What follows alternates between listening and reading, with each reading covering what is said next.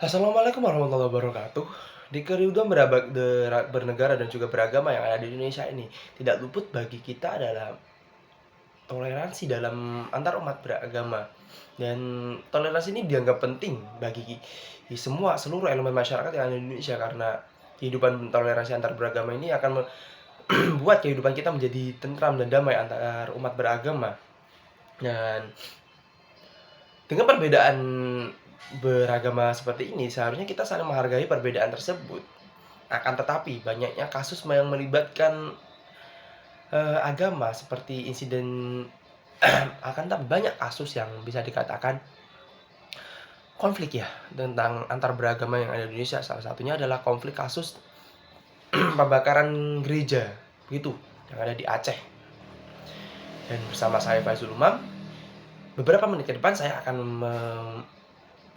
membawakan isu atau berita tentang konflik beragama.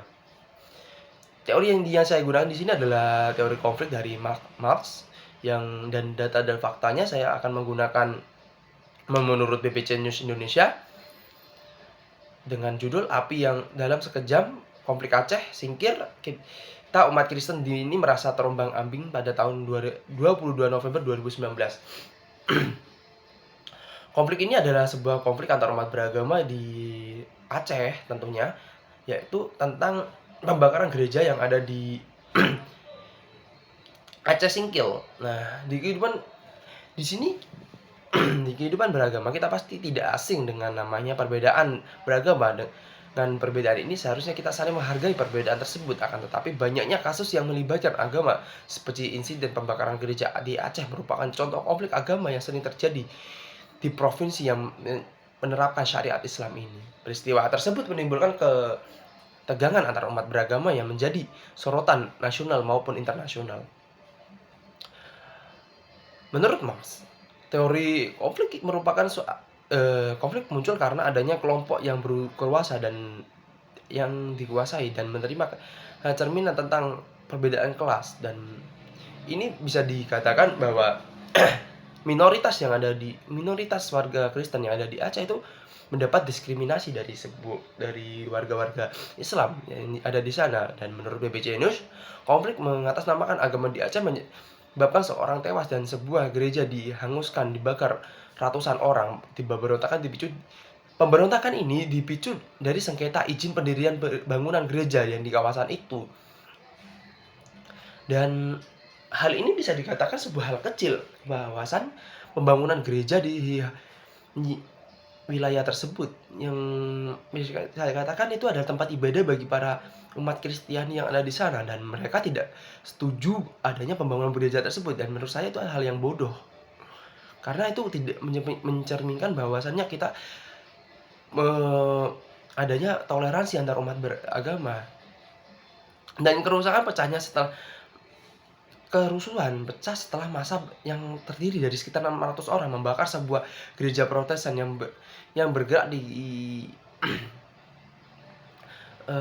ini masa dari masyarakat Islam itu berjumlah 600 orang yang membakar sebuah gereja yang ada di wilayah Aceh tersebut.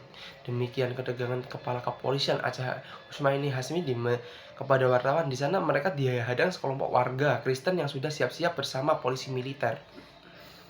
Menurut saya warga Kristen itu tidak salah ya dengan menggunakan kepolisian dan juga warga militer, karena mereka mempertahankan tempat ibadah mereka yang hendak dibakar oleh beberapa oknum. Saya bilang ya, bukan oknum sih, memang mereka tidak setuju saja dengan pembangunan yang ada di situ, karena mereka tidak tahu dengan adanya toleransi yang antar umat beragama begitu.